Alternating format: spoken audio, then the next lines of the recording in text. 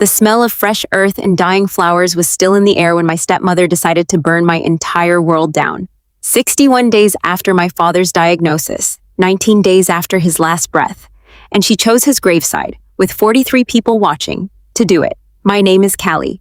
I was 34 years old the day my stepmother, Renata, pointed at me across my father's open grave like I was something shameful, like I was a mistake she'd been waiting years to announce out loud.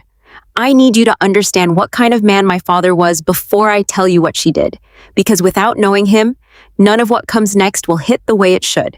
My father, Warren Ellis, started his life with nothing remarkable.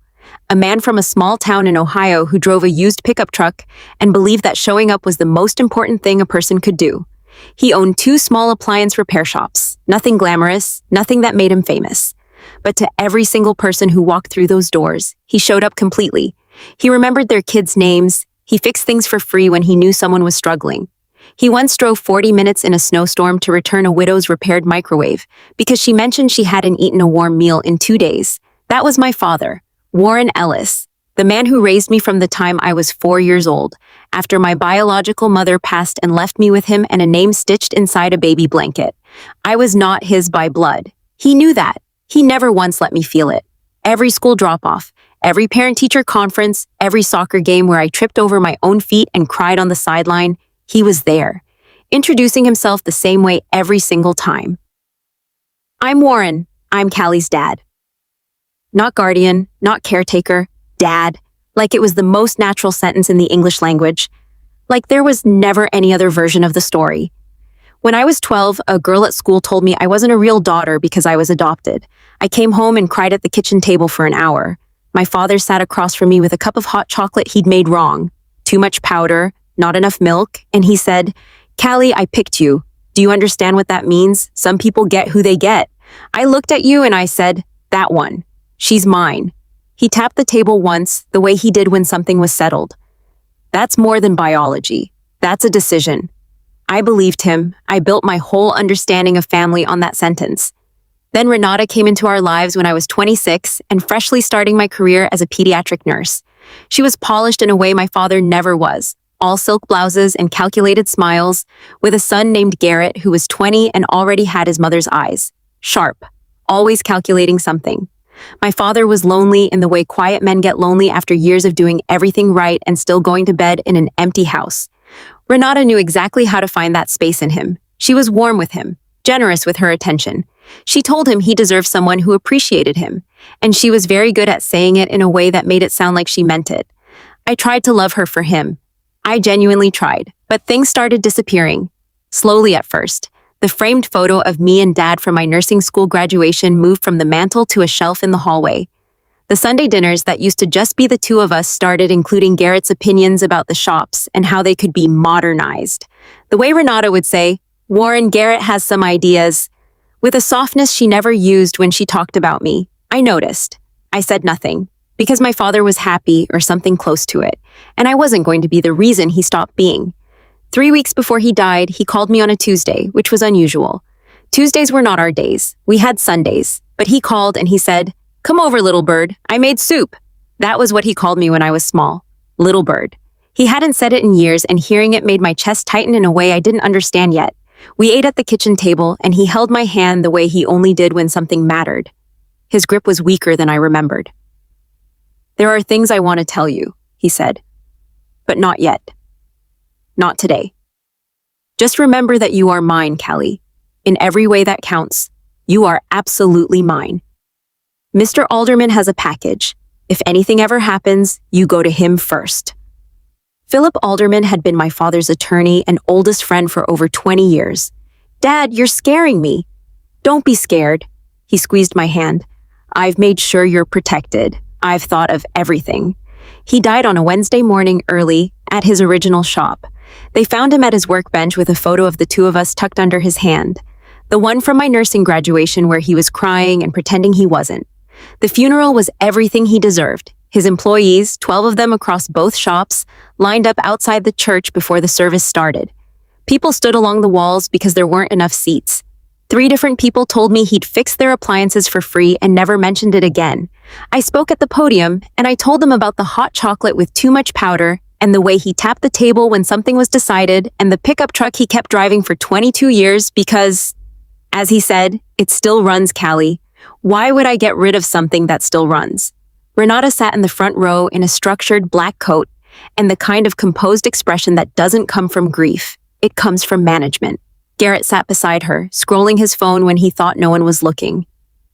And then we were at the grave. The October sky was white and close. The mechanical arm that lowered the casket made a sound I will never forget, a low, grinding hum, and it was into that sound that Renata stepped forward. "Before we close," she said, her voice carrying perfectly across those 43 people, "there's something that everyone here deserves to know about Callie." I felt the air change before she finished the sentence. This young woman has been living inside a lie for 34 years. Warren Ellis was not her biological father. He was never her biological father. The silence that followed was not peaceful. It was the kind of silence that has weight.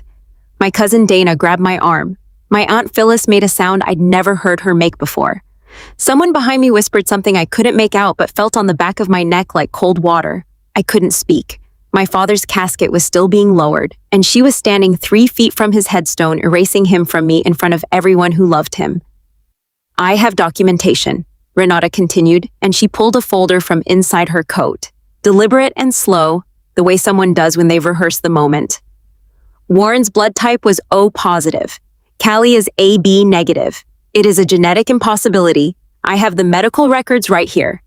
Garrett stood beside her with his arms crossed, and an expression that was trying to look somber and landing somewhere closer to satisfied. "It's nothing personal, Callie," he said, his voice smooth, "but my mother has already spoken to the estate attorneys. The shops should pass to family." I want to tell you what it feels like to hear someone say that. To stand at your father's grave and have someone look you in the eye and tell you that you were never really his. That the man who called you little bird and made you bad hot chocolate and showed up at every soccer game and introduced himself as your dad to every stranger he ever met. That man didn't count. That what he chose didn't matter. That love without biology is a loophole. It feels like the ground is made of water. Like you're trying to stand on something that isn't there. "You have no shame," my Aunt Phyllis said, her voice shaking. "At his grave, Renata. At his grave." "I'm stating facts," Renata replied, wrapping herself in that sweetness-like armor. Warren's real legacy belongs to his actual blood, to Garrett.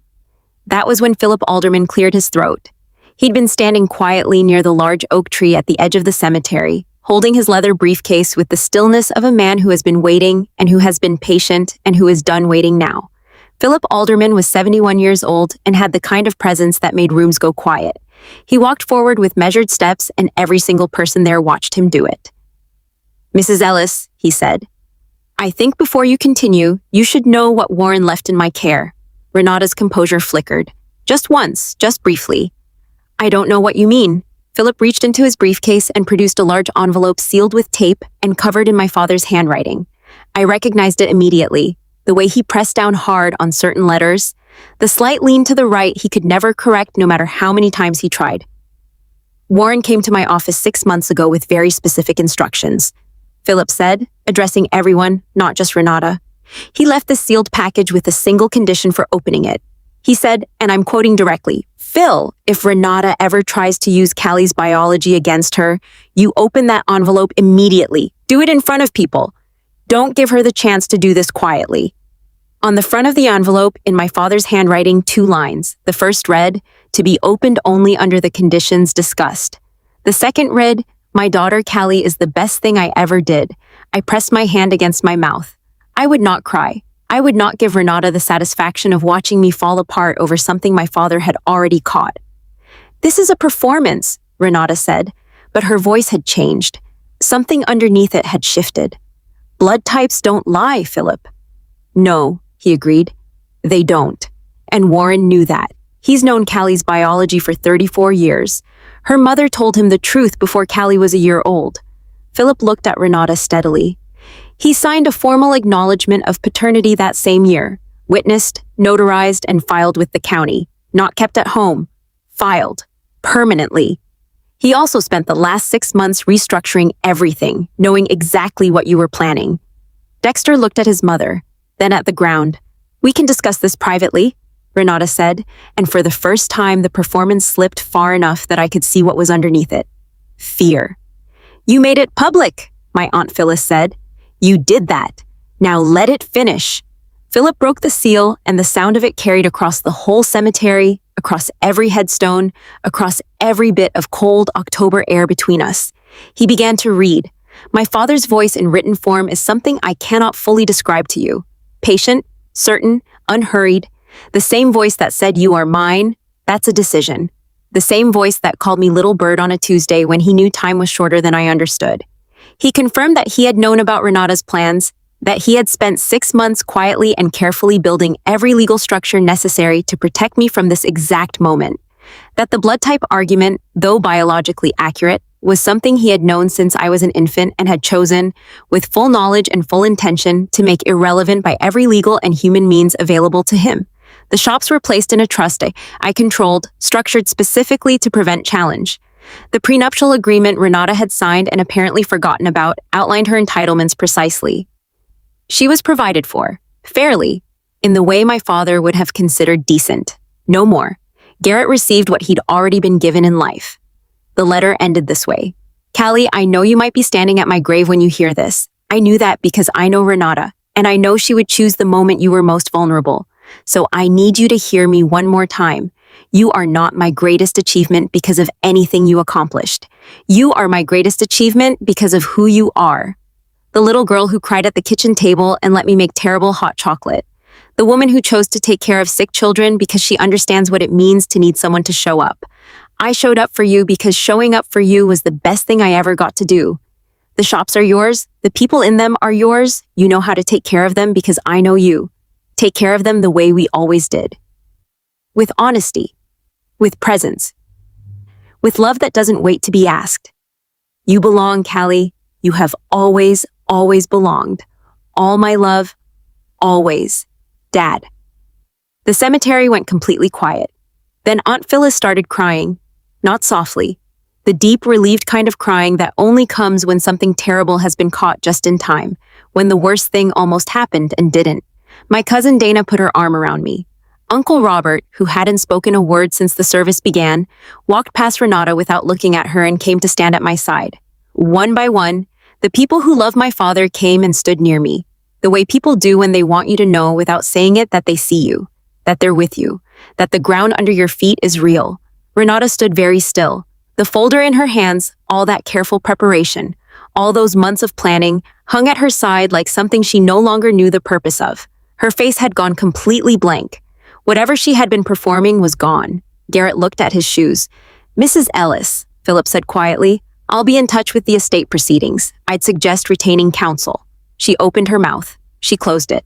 She turned and walked away from my father's grave, and Garrett followed her, and I watched them go until they were past the iron gate, and I couldn't see them anymore. I stayed long after everyone else had left, after Philip had packed his briefcase and the funeral staff had done their quiet, gentle work. After the last of the leaves had drifted down from the oak tree at the edge of the cemetery, the kind my father used to say were proof that something beautiful could happen at the end of things. I stood in front of his headstone. Warren James Ellis, beloved father. Just that, because that's what he was. I reached out and touched the stone the way you touch something you want to carry with you forever, the texture of it, the cold and the permanence and the realness of it. I've got it, Dad, I said. All of it, I promise, and I meant every single word.